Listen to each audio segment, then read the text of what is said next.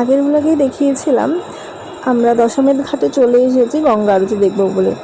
আমরা যেহেতু একটা পার্সোনাল বোট ভাড়া করেছিলাম, তো আমাদেরকে বলা হয়েছিল যে সন্ধ্যা আরতির পর পুরো গঙ্গাটাকে মানে গঙ্গার প্রতিটা ঘাট ঘুরিয়ে দেখাবে, এবং গঙ্গা ঘাট দেখানোর সময় উনি ডেসক্রাইব করছিলেন যে প্রতিটা ঘাটে কী কী তথ্য আছে এবং কী কী হিস্ট্রি আছে সেগুলো বলছিলেন।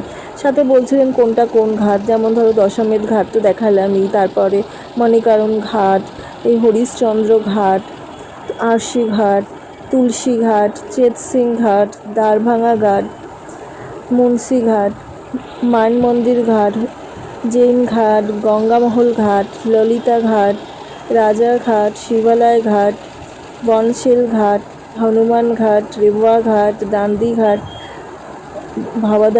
ভবদানী ঘাট, জানকী ঘাট, মানসরোবর ঘাট, এছাড়া আরও অনেক অনেক ঘাট ছিল। আমার যে কটা নাম মনে ছিল আমি সেগুলোই তোমাদেরকে বললাম। এত ঘাট সত্যি কথা বলতে মনেও থাকে না, অনেক অনেক ঘাট ছিল। আর দেখতেই পাচ্ছ পাশ থেকে এরকম অনেক সারি সারি বোট যাচ্ছিল, দেখতে খুব সুন্দরও লাগছিল। গঙ্গার মাঝখান থেকে বসে এইভাবে দৃশ্য দেখা একটা অদ্ভুত সৌন্দর্য ছিল।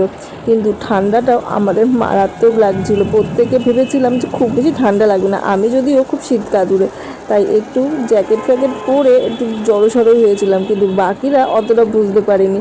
যখন গঙ্গার হাওয়া খাচ্ছিল তখন বুঝতে পারলো শীতের হাওয়া কেমনভাবে হাড়ে বাড়ি মারছে। তবে যতই ঠান্ডা লাগুক না কেন, এই গঙ্গা সফরের ব্যাপারটা কিন্তু খুব মজাদার ছিল।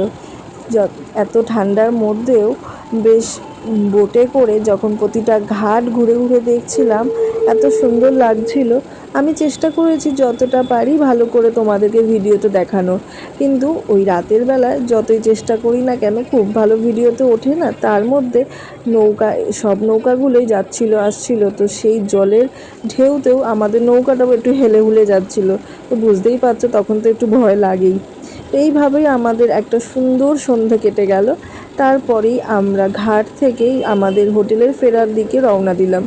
তখন মনে হলো না একটু ডিনারটা করেই নি, তাই তাড়াতাড়ি আমরা আমাদের হোটেলের কাছাকাছি একটা রেস্টুরেন্ট থেকে রাতের ডিনারটা সেরে যে যার মতন রুমে ফেরত যাই এবং গিয়ে তাড়াতাড়ি ঘুমিয়ে পড়ি।